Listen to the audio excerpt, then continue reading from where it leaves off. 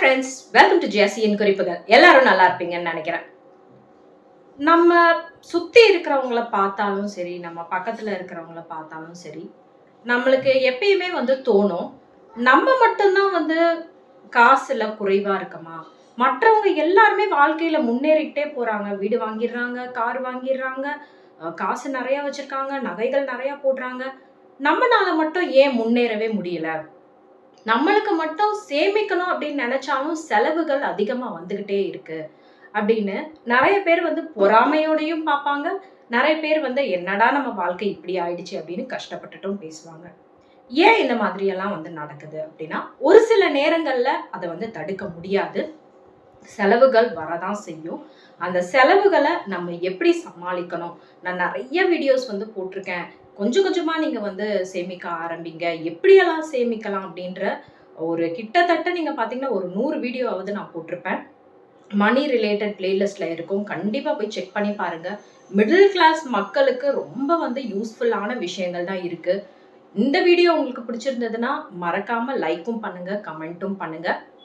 நான் போடுற வீடியோஸ் உங்களுக்கு பிடிச்சிருக்கு, இனிமேலும் இந்த மாதிரியான ஃபினான்ஷியல் அட்வைஸ் உங்களுக்கு வேணும் அப்படின்னு நினைச்சீங்கன்னா கண்டிப்பா இந்த சேனலுக்கு சப்ஸ்கிரைப் பண்ணவும் மறக்காதீங்க. நான் இன்னைக்கு சொல்ல போற டிப்ஸ்ல ஏதாவது ஒரு டிப்பை நீங்க ஃபாலோ பண்ணீங்கனாலே கண்டிப்பா இப்ப இருக்கிற வாழ்க்கையை விட ஒரு படி அதிகமா நீங்க ஃபினான்ஷியலா முன்னேற முடியும். ஸோ ஃபர்ஸ்ட் விஷயம் என்ன அப்படின்னு பார்த்தீங்கன்னா, நான் ஏற்கனவே நிறைய வீடியோஸ்லையும் இதை பத்தி சொல்லியிருப்பேன். எவ்வளவு சீக்கிரமா நீங்க சேமிக்க ஆரம்பிக்கிறீங்களோ அவ்வளவு உங்களுக்கு நல்லது. ஏன்னா எனக்கு தெரிஞ்ச ஒருத்தங்களே என்ன ஆச்சு அப்படின்னா, நம்ம எதுக்கு சேர்த்து வைக்கணும், நம்ம சம்பாதிக்கிறதே நம்ம வாழ்றதுக்காக தான், அதனால இப்ப இருக்கிற வாழ்க்கையை என்ஜாய் பண்ணாம வேற எப்ப என்ஜாய் பண்ண முடியும்னு சொல்லிட்டு வர்ற காசை எல்லாத்தையுமே சேமிக்காம செலவு பண்ணிட்டு, அதுக்கப்புறமா என்ன ஆச்சுன்னா திடீர்னு அவங்க அப்பாவுக்கு உடம்பு சரியில்லாம போயிடுச்சு. அவங்க அப்பாவுடைய ஹாஸ்பிட்டல் செலவு மொத்தத்தையும் பாக்குற மாதிரியான ஒரு நிலைமையும் வந்துருச்சு. கடனை வாங்கி தான் பார்த்தாங்க. கடைசியில அவங்க அப்பா இறந்ததுக்கு அப்புறமா அவங்களுடைய அந்த கடைசி காரியம் பண்றதுக்கு கூட அவங்க கிட்ட காசு இல்லை. நகைகள் எல்லாமே எல்லாமே வச்சுட்டாங்க ஆல்ரெடி அந்த ஹாஸ்பிட்டல் செலவு பாக்குறதுக்கு. கடைசியில வேற ஒருத்தங்க தான் அந்த கடைசி காரியம் பண்றதுக்கு கூட ஹெல்ப் பண்ணாங்க. அந்த மாதிரி எல்லாருக்குமே வராது. பட் நீங்க என்னைக்குமே நினைக்க கூடாது, அவங்களுக்கு இப்படி நடந்துருச்சு நம்மளுக்கு இந்த மாதிரி நடக்காது அப்படின்னு. டெத் அப்படிங்கிறது நம்ம என்னைக்குமே நிர்ணயிக்க முடியாது. ஏதாவது ஒரு விஷயம் நம்ம கிட்ட காசு இல்லாம போயிடுச்சுன்னா எத்தனை பேரு காசு கொடுத்து நம்மளுக்கு உதவி செய்வாங்க. அவங்க நம்மளை பார்த்து என்ன சொல்லுவாங்க அப்படின்னா, இவங்க தான் அப்படி இது பண்ணாங்களே, இவங்க இவ்வளவு ஷோ ஆஃப் பண்ணாங்களே, இப்ப அவங்களுக்கு காசு கஷ்டம்னா அதை அவங்க தலையெழுத்து அவங்க பாத்துக்கிறட்டும்னு சொல்லிட்டு விட்டுட்டு போயிடுவாங்க. அப்ப நம்ம யார் மேலையும் ஃபினான்ஷியலா டிபெண்டா இருக்கக்கூடாது. அதுக்கு நம்ம என்ன பண்ணணும்னா, நம்ம குறைவான வயசுலயே எப்ப நம்ம சம்பாதிக்க ஆரம்பிக்கிறோமோ அப்ப இருந்தே கொஞ்சம் கொஞ்சமா நம்ம சேமிக்க ஆரம்பிக்கலாம். நீங்க இப்ப நினைக்கலாம், எனக்கு ஏற்கனவே 40 வயசு ஆயிடுச்சு, 50 வயசு ஆயிடுச்சு, நான் எப்படி இனிமே ஆரம்பிக்கிறதுனா, ஒண்ணுமே தவறு கிடையாது. இந்த டைம்ல தான் நீங்க உங்களுடைய கரியருடைய பீக்ல இருப்பீங்க. நிறைய நீங்க கத்துக்கிற மாதிரியான விஷயங்கள் வரும். அப்ப நீங்க என்ன பண்ணலாம் அப்படின்னா, நம்ம எவ்வளவு நாள் என்ன தப்புகளை பண்ணிக்கிட்டு இருந்தோம் அப்படின்னு எழுதுங்க. அந்த தப்பை திரும்பவும் பண்ணக்கூடாது அப்படிங்கிறத நினைச்சுக்கோங்க. இப்ப இருந்து சேமிக்கணும் அப்படிங்கிற ஒரு மன உறுதியோட வச்சுக்கோங்க. ஏன்னா நாளைக்கு நீங்க ரிட்டையர்ட் ஆனதுக்கு அப்புறமா என்னுடைய பையன் பார்த்தப்பான், என் பொண்ணு பார்த்தப்பான், மருமக பார்த்தப்பான், மருமகன் பார்த்தப்பான் அப்படின்னு யாருமே நினைக்காதீங்க. ஏன்னா வருங்காலத்துல என்ன நடக்கும் அப்படிங்கிறது நிச்சயமே கிடையாது. நம்ம காலில் நம்ம நிக்கணும். அப்ப நம்ம என்ன பண்ணணும்னா, நம்மளுடைய ஃபியூச்சருக்கும் சேர்த்து வைக்கணும். நிறைய பேர் என்ன பண்றாங்கன்னா, பசங்களுக்கு எல்லாமே செலவு பண்றோம்னு சொல்லிட்டு எல்லாத்தையுமே செலவு பண்ணிட்டு கடைசியில பசங்களே அவங்க பார்க்காத மாதிரி ஒரு நிலைமை வந்துருது. அதனால நீங்க உங்களுக்குன்னு நீங்க உங்களுடைய ஃபியூச்சர் ரிட்டையர்மெண்ட்காக நீங்க சேர்த்து வச்சுக்கோங்க. அதனால சேமிக்கிற பழக்கத்தை இப்ப இருந்து ஆரம்பிங்க. நீங்க குறைவான வயசுல இருந்து ஆரம்பிச்சீங்கன்னா ரொம்ப ரொம்ப நல்லது.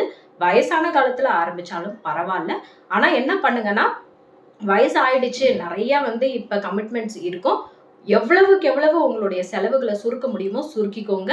சேமிப்பு கணக்கை அதிகப்படுத்திக்கோங்க. ஸோ இதுதான் முதல் விஷயம். ஸோ ரெண்டாவது விஷயம் என்ன அப்படின்னு பார்த்தீங்கன்னா, தேவையில்லாத செலவுகள் எல்லாத்தையுமே வந்து குறைங்க. நான் ஏற்கனவே வந்து வீடியோஸ்ல சொல்லியிருப்பேன். உங்களுக்கு எது உங்களுடைய தேவை, எது அனாவசியமான விஷயங்கள் எல்லாமே வந்து புரிஞ்சுக்கோங்க. லேட்டஸ்ட் ட்ரெண்டுக்கு ஏத்த மாரி நான் புது ஃபோன தான் வாங்குவேன். நல்லா இருக்கிற ஒரு ஃபோன தூக்கி போட்டுட்டு இன்னொரு ஃபோன வாங்குனீங்கன்னா, அது வந்து ஒரு ஆடம்பர செலவு. நான் ஏற்கனவே வந்து ஒரு 1 பிஹெச்கே வீட்ல நான் நல்லா நிம்மதியா இருக்கிறேன். எந்த பிரச்சனையும் கிடையாது. என் சம்பளம் அதிகம் ஆன உடனேயே என் லைஃப் ஸ்டைல கம்ப்ளீட்டா சேஞ்ச் பண்ணிட்டு, நான் ஒரு பெரிய வீட்டுக்கு நான் போவேன். நான் ஒரு 3 பிஹெச்கே வீட்டுக்கு போவேன். ஒரு 2 பிஹெச்கே வீட்டுக்கு போவேன் அப்படின்னு நெனச்சீங்கன்னா, அது வந்து உங்களுக்கு ஆடம்பர செலவு தான். நீங்க உங்களுடைய கம்ஃபர்ட்ட நீங்க வந்து பார்க்கலாம். ஆனா, அது உங்களுக்கு தேவையா? அப்படிங்கிறத நீங்க யோசிங்க. ஒரு ஹஸ்பண்ட், ஒரு வைஃப், ஒரு குழந்தைக்கு 1 பிஹெச்கே எவ்வளவோ வந்து போதும். ஒரு 5 பேர் இருக்கிறீங்க, 6 பேர் இருக்கிறீங்கன்னா, அப்போ உங்களுக்கு வந்து ஒரு 2 பிஹெச்கே தேவைப்படும். அதனால உங்க ஃபேமிலிக்கு ஏத்த மாரி நீங்க டிசைட் பண்ணிக்கோங்க. இல்லன்னா ஒரு அம்மா, அப்பா இருக்காங்க, 2 குழந்தைங்க இருக்காங்க. 1 பெட்ரூம் ஹவுஸே வந்து எவ்வளவோ வந்து பரவால்ல. காசு அதுல நெறைய மிச்சம் பண்ணலாம்.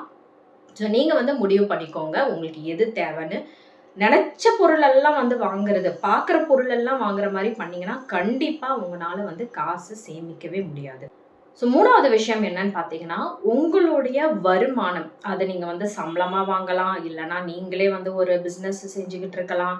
இல்லன்னா சைட்ல இருந்து ஏதாவது ஒரு வருமானம் வரலாம். எந்த ஒரு வருமானமா இருந்தாலும், அதிலிருந்து குறைந்தபட்சம் ஒரு 10% தனியா நீங்க சேமிப்புன்னு நீங்க எடுத்து வைங்க.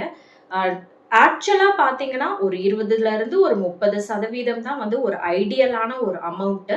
ஆனா, இப்ப தான் சேமிக்க ஆரம்பிக்கிறோம், கஷ்டப்பட்டுக்கிட்டு இருக்கோம் அப்படின்னு சொல்லிட்டு நம்ம நெனைக்கலாம். ஏன்னா, இப்ப இருக்கிற விலைவாசி அதிகமாயிடுச்சு. ஸோ, நம்மளுடைய செலவுகள குறைக்கிறதும் வந்து கொஞ்சம் கஷ்டம். அதனால நம்ம சேமிப்ப அட்லீஸ்ட் 10% சம்பளம் வந்த உடனே என்ன பண்ணுங்கன்னா, அந்த 10% தூக்கி நீங்க தனியா ஏதாவது ஒரு சேமிப்பு கணக்குல போட்டு விட்டுருங்க. அதுக்கப்புறமா மிச்சம் இருக்கிற காசுல தான் என்ன நடந்தாலும் சரி, ஒரு வேள நீங்க வந்து ஒரு சாப்பாடு சாப்பிடாம கூட வந்து இருக்கிற மாரி நிலைமை இருந்தாலும் பரவால்ல. ஏதாவது ஒண்ணு கஞ்சியோ, கூழோ காய்ச்சி உப்புமாவோ, கிப்மாவோ கேரண்டி கூட நீங்க சாப்பிட்டுக்கிறலாம். அதுல எந்த ஒரு தவறுமே கிடையாது. அதுக்காக நம்ம ஒரு வேள போய் இல்ல, அந்த காச நம்ம எடுத்துறலாம். நம்ம ஒரு வேள நம்ம வந்து சாப்பிடுறதுக்கு அப்படின்னு நீங்க நினைச்சீங்கன்னா, கண்டிப்பா உங்கனால வந்து சேமிக்கவே முடியாது. ஸோ முடிஞ்ச அளவுக்கு நீங்க வந்து இந்த 10% சேமிக்கிற பழக்கத்த உருவாக்கிக்கோங்க. ஸோ 4வது விஷயம் என்னன்னு பார்த்தீங்கன்னா, நம்ம என்ன பண்றோம்னா, மற்றவங்க நம்மள பார்க்கணும் அப்படின்றதுக்காக நெறைய விஷயங்கள நம்ம வந்து செய்றோம். இப்ப ஒரு ட்ரெஸ்ஸே எடுத்துக்கோங்களேன். ஒரு ட்ரெஸ் நம்மளுக்கு புடிச்சிருச்சு. அது நல்லா இருக்கு அப்படின்னு நெனச்சுட்டு நம்ம வந்து அத போட்டுட்டு போறோம். ஒரு சில பேர் அது நல்லா இருக்கு அப்படின்னு சொல்லிட்டு பாராட்டலாம். ஒரு சில பேர் வந்து இவங்களுக்கு என்னப்பா காசு சம்பாதிக்கிறாங்க பாரு எப்படி ட்ரெஸ் வந்து வாங்கி இவங்க செலவு பண்றாங்க அப்படின்னு கூட வந்து சொல்லலாம். ஸோ நீங்க வந்து மற்றவங்கள இம்ப்ரெஸ் பண்ணணும் அப்படின்னு நெனச்சீங்கன்னா, என்னைக்குமே வந்து அதுல நல்லதும் பேசுவாங்க, கெட்டதாவும் பேசுவாங்க. நீங்க அதுக்கு ரெடியா அப்படின்னு யோசிச்சுக்கோங்க. மற்றவங்கள இம்ப்ரெஸ் பண்றது முக்கியமா அப்படிங்கிறத யோசிச்சுக்கோங்களேன். இப்ப வந்து நீங்க வந்து நெனைக்கலாம், அவங்க எல்லாரும் வீடு வாங்கிட்டாங்க. அதனால வந்து நீங்க வாங்கலையா? நீங்க வாங்கலையான்னு எல்லாருமே கேட்கிற ஒரு கேள்விதான். நம்மளுடைய ஃபினான்ஷியல் சிச்சுவேஷன் யோசிச்சு பாருங்க. நம்ம பேங்க்ல ஒரு லோன போட்டு கடன வாங்குனோம்னா, நாளைக்கு நம்மளுக்கு வந்து வேலை போயிடுச்சு அப்படின்னா, அந்த கடன யார் அடைப்பாங்க? பேசுறவங்க வந்து யாரும் நம்மளுக்காக வந்து கடன குடுக்க போறது கிடையாது. அப்ப நம்ம தான் வந்து கஷ்டப்பட போறோம். அப்ப நீங்க என்ன பண்ணணும்னா, மற்றவங்க பேசினாலும் பேசட்டும். உங்களுடைய தகுதிக்கு ஏத்த மாரி நீங்க வந்து உங்களுடைய வாழ்க்கைய மாத்திக்கோங்க. வாழ பழகுங்க. அந்த காலத்துல வந்து எவ்வளவுதான் அவங்க கிட்ட காசு இருந்தாலும், அதே வீட்ல தான் அவங்க வாழ்ந்தாங்க. பெரிய பெரிய மாடி வீடுகள கட்டிக்கிட்டு அவங்க வந்து போல. அதனால தான் வந்து அவங்க ஃபியூச்சர் ஜெனரேஷன்ஸ்க்காக நெறைய அவங்கனால வந்து சேமிக்க முடிஞ்சது. இன்னைக்கு நம்ம நல்லா இருக்கோம் அப்படின்னா, அதுக்கு காரணம் நம்மளுடைய முன்னோர்கள் வந்து இந்த பூமிய பாதுகாத்ததும் சரி, எல்லாமே சரி, அவங்க வந்து எல்லாத்துலயுமே சேமிப்பு அப்படின்ற ஒரு பழக்கத்த அவங்க வந்து குழந்தைங்களுக்கும் வந்து சொல்லிக் குடுத்தாங்க. நம்ம என்ன பண்றோம்னா, இப்ப இருக்கிற லைஃப் ஸ்டைலுக்கு ஏத்த மாரி எல்லாமே நம்ம மாத்திக்கிறலாம். மற்றவங்க நம்மள வந்து பாராட்டணும் அப்படிங்கிறதுக்காக நம்ம ஒரு பெரிய கார் வாங்கிக்கிறலாம் அப்படின்னு சொல்லிட்டு போய் ஏதாவது ஒரு விஷயத்துல போய் மாட்டிக்கிறோம். மாட்டிக்கிட்டு அத விட்டு எப்படி வெளியில வர்றதுன்னு நம்மளுக்கு வந்து தெரியல. கிரெடிட் கார்டா இருக்கட்டும், ஒரு கார் லோனா இருக்கட்டும், ஒரு ஹவுஸ் லோனா இருக்கட்டும், ஒரு பெர்சனல் லோனு, நகை கடன் எது வேணா எடுத்துக்கோங்களேன். எல்லாருமே என்ன பண்றோம்னா, போய் அதுல ஏதாவது மாட்டிக்கிட்டு கடைசியில அதுல திருப்ப முடியாம வந்து கஷ்டப்பட்டுக்கிட்டு இருக்கோம். அதனால எப்பயுமே வந்து மற்றவங்கள இம்ப்ரெஸ் பண்றதுக்காக எந்த விஷயத்தையுமே வந்து பண்ணாதீங்க. கடைசியில் நீங்க தான் வந்து கஷ்டப்படுவீங்க. 5வது விஷயம், லாஸ்ட் விஷயம் என்னன்னு பாத்தீங்கன்னா, நிறைய பேர் வந்து புலம்பிக்கிட்டே இருப்பாங்க. என் சம்பளம் ஏறவே மாட்டேங்குது. இந்த கம்பெனில எனக்கு சரியா வந்து ஹைக்கே கொடுக்க மாட்டேங்கிறாங்க. நான் எவ்வளவுதான் கஷ்டப்பட்டு வேலை செஞ்சாலும் வந்து இந்த கம்பெனில எனக்கு வந்து எந்த ஒரு ரெகக்னிஷனுமே இல்ல அப்படின்னு. நீங்க என்ன பண்றீங்கன்னா, உங்க குடும்ப சூழ்நிலை அப்படின்னு நினைச்சுக்கிட்டு அந்த வேலையிலேயே நீங்க வந்து உட்கார்ந்துகிட்டு இருக்கீங்க. உங்களுக்கு தெரியும், நீங்க வேற இடத்துக்கு நீங்க போனீங்கன்னா, கண்டிப்பா உங்களுக்கு வந்து இதை விட அதிகமான ஒரு சம்பளம் கிடைக்கும் அப்படின்னு. அதுக்கு நீங்க வந்து உங்கள நீங்க வந்து ப்ரிப்பேர் பண்ணிக்கோங்க. இப்ப நெறைய நீங்க வந்து ஐடி ஃபீல்டு எடுத்துக்கிட்டீங்கனாலும் சரி, வேற மெக்கானிக்கல் ஃபீல்டு எந்த ஒரு ஃபீல்டா இருந்தாலும் சரி, கொஞ்சம் உங்களுடைய நாலேட்ஜ அப்கிரேட் பண்ணிக்கோங்க. அந்த மாதிரி விஷயங்கள நீங்க பண்ணிட்டு, ஒரு நல்ல இடத்துல வேலை கிடைக்குதா? அந்த இடம் வந்து நிரந்தரமா இருக்குமா நம்மளுக்கு அப்படின்னு பார்த்துட்டு, உங்களுடைய சம்பளம் அதிகமா குடுக்குற இடத்துக்கு நீங்க வந்து மாறி போங்க. 10 வருஷம், 20 வருஷம்னு ஒரே கம்பெனில இருந்துட்டு, சம்பளம் ஏறலன்னா, கண்டிப்பா வந்து நெறைய பேருக்கு சம்பளம் ஏறாது. ஒரு சில பேர் நான் வந்து ஓப்பனா கூட வந்து நான் சொல்லுவேன். ஏன்னா, நீங்க வந்து அங்க காக்கா பிடிக்கணும் ஒரு ஆள. அப்படி இல்லன்னா கைய கால வந்து விழணும். இல்லன்னா அவங்க கூட எங்கேயாவது வெளியில போணும். அந்த மாதிரி விஷயங்கள பண்ற ஆட்கள் மட்டும் தான் ஒரு பெரிய பொசிஷன்ல ஒரு பெரிய சம்பளம் வாங்குற ஆட்களா இருப்பாங்க. உங்களுக்கு சம்பளம் ஏறல, நீங்க நியாயமா இருக்கிறீங்க, நீங்க ஜென்யூனா இருக்கிறீங்க அப்படின்னா, கண்டிப்பா இந்த காலத்துல உங்களுக்கு அதுக்கான எந்த ஒரு ப்ரமோஷனோ எதுவுமே உங்களுக்கு கிடைக்காது. ஸோ நீங்க வந்து அதுக்காக வந்து இல்ல நானும் அந்த மாரி வந்து உலகம் எப்படி இருக்குதோ, கெட்டதா மாறுதோ, நானே அந்த மாரி மாறிப்பேன் அப்படின்னு நீங்க நினைக்கக்கூடாது. நீங்க எப்படி உங்களுக்கு உண்மையா இருக்கிறீங்களோ, அதே மாதிரி நீங்க இருங்க. பட் உங்களுடைய ஸ்கில் செட்ட அதிகமாக்கிக்கோங்க. அதிகமான ஒரு சம்பளத்துக்கு நீங்க போக பாருங்க. உங்களுக்கு புடிச்ச வேலைய நீங்க வந்து செய்யுங்க. பிடிக்காத ஒரு வேலைய செஞ்சீங்கன்னா, நீங்களும் கஷ்டப்படுவீங்க. உங்க சுத்தி இருக்கிறவங்களும் கஷ்டப்படுவாங்க. அந்த ஃப்ரஸ்ட்ரேஷன், அந்த ஸ்ட்ரெஸ் எல்லாத்தையுமே தூக்கிட்டு போய் உங்க ஃபேமிலி மேல தான் நீங்க காட்டுவீங்க. ஸோ அத பண்ணுங்க. அப்படி இல்ல இந்த வேலை தான் எனக்கு தெரியும். எனக்கு வேற எந்த வேலையும் தெரியாது அப்படின்னா, வேற ஏதாவது ஒரு சைடுல இருந்து ஒரு இன்கம் வர்ற மாரி பாருங்க. இப்ப ஒரு 5 நாள் வேலை செய்றாங்க அப்படின்னா, ஒரு 2 நாள் லீவ் கிடைக்குதா? அந்த 2 நாள்ல என்ன பண்ணுவாங்க, ஸ்விக்கி டெலிவரி அந்த மாதிரி வந்து போயிடுவாங்க. அப்போ ஒரு டெலிவரிக்கும் அவங்களுக்கு வந்து காசு கிடைக்கும். அப்ப அது எல்லாமே வந்து அவங்களுக்கு எக்ஸ்ட்ரா இன்கம் தான். இப்ப எனக்கு தெரிஞ்ச ஒருத்தங்கள என்ன பண்றாங்கன்னா, வீட்ல இருந்து ஃப்ரீலான்சிங் மாரி பண்ணுவாங்க. இப்ப இந்த Aadhaar card correction, PAN card correction இது எல்லாமே வந்து வீட்ல இருந்தே அவங்க செஞ்சு குடுத்தாங்க அப்படின்னா, அவங்களுக்கு அதுலேருந்து ஒரு கமிஷன் வரும் இல்லையா? இந்த பிஎஃப் வித்ட்ராவல் கூட வந்து நெறைய பேர் பண்ணி குடுக்குறாங்க. ரீசார்ஜ் பண்ணி குடுக்குறாங்க. பேங்க் வந்து ட்ரான்ஸ்ஃபர் பண்றது. இந்த மாரி நெறைய விஷயங்கள் வந்து வீட்ல இருந்தே பண்ணுவாங்க.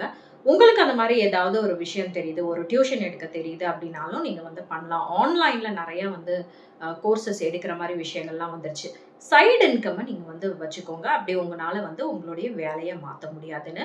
இந்த மாதிரி விஷயங்கள்ல ஏதாவது நான் சொன்ன ஒரு விஷயத்த நீங்க ஃபாலோ பண்ணீங்கனாலே, கண்டிப்பா வாழ்க்கையில நீங்க வந்து முன்னேறுவீங்க. கடைசி காலத்துல யார் கால்லயும், கையிலயும் நீங்க போய் விழ வேண்டிய அவசியம் இருக்காது. என்னைக்குமே வந்து வாழ்க்கை அப்படிங்கிறது நிச்சயம் கிடையாது. அது எல்லாருமே வந்து ஞாபகம் வச்சுக்கோங்க. இன்னைக்கு நல்லா இருக்கிறவங்க, நாளைக்கு கீழ விழறதுக்கான வாய்ப்பு இருக்கு. இன்னைக்கு நல்லா இல்லாம இருக்கிறவங்க, நாளைக்கு மேல வர்றதுக்கான வாய்ப்பும் இருக்கு. அதனால என்னைக்குமே வந்து நான் தான் பெரியவ, நான் தான் பெரியவன் அப்படின்னு என்னைக்குமே வந்து நினைக்காதீங்க. என்னைக்காவது ஒரு நாள் கீழ விழுவீங்க. அதனால நீங்க முடிஞ்ச அளவுக்கு நல்லவங்களா வாழுங்க. மற்றவங்களுக்கு வந்து கெடுதல் வந்து பண்ணாதீங்க. நீங்க நல்லபடியா வாழ்ந்து, நல்லபடியா சேமிச்சு, நீங்க உங்களுடைய வாழ்க்கையில நீங்க முன்னேற பாருங்க. இந்த மாதிரியான வீடியோஸ் உங்களுக்கு பார்க்கணும்னா, கண்டிப்பா இந்த சேனலுக்கு சப்ஸ்கிரைப் பண்ண மறக்காதீங்க. இன்னொரு வீடியோவில் சந்திக்கலாம். அதுவரை உங்களிடமிருந்து விடைபெறுவது உங்கள் நண்பு தோழி ஜெஸ்ஸி.